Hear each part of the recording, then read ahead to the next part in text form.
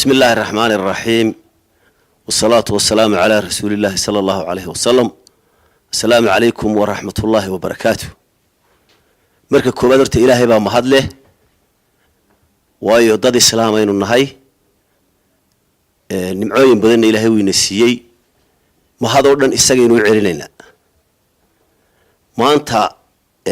كلمة عن دوني هل كان إن كير هذا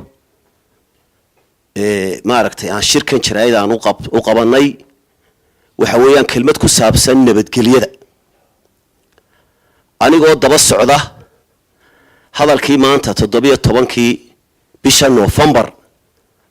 لبدا كونية سجارية طبنكا وشيديي قدوميها حسب قوضني عبد الرحمن ويجي ومدة هير جيسة إلى يسوي مادان maaragtay meel gooba oo maaragtay halka ugu yeeray taasay daba socotaa sidaan horeba u sheegnay ama aan u sheegay waxaan sheegay inaanu sharciga ku adkaan doono hadii alla yiraahdo marka dad la isugu yeerayo lama arkin wali mudaharaad Soomaaliland ka dhacay oo inta badan najaxay mid walba dhib iyo dhibaato iyo hawl ba ka timi marka la isugu yeerayo dad ee ummad la doonaya in la kiciyo sharci bay leedahay mudaharaadku sharci buu leeyahay dalbaynahay sharci leh sharci waxaan lahayna yeeli mayno mudaharaad aan sharci lahayn inuu dhaco ama ummadiina soo ururtay marka dambena waxay doonto samayso aan sharciyeysnayn ma yeelino sababtoo ah dadka ay soo imanaya dadku dad badan oo wanaag dadku wanaagsan laakiin in xun baa dhex socota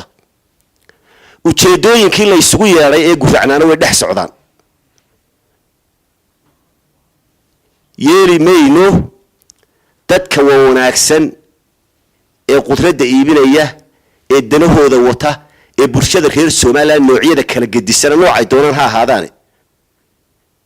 in dhibaato halka kaga timaado inta sharci darro la isugu yeero dabadna khaladaad ka soo dhaxbaxay booliska isjiitita yeelimin mudaharaadka waanu joojinay ma dhacayo sababtoo ah waa bila sharci wax bila sharciyana dalkana sharci buu leeyahay nin waliba sharcigaasi wax ku yahay annagoo sharciga adeegsanayna dadkaas waxaan u sheegaynaa dadkayagii weeye ninka xunee doonaya dadka ku soo dhex dhoomanaya ee halka dadka yimaada khaldaya ee maaragtay dadka ka soo dhex bixi doona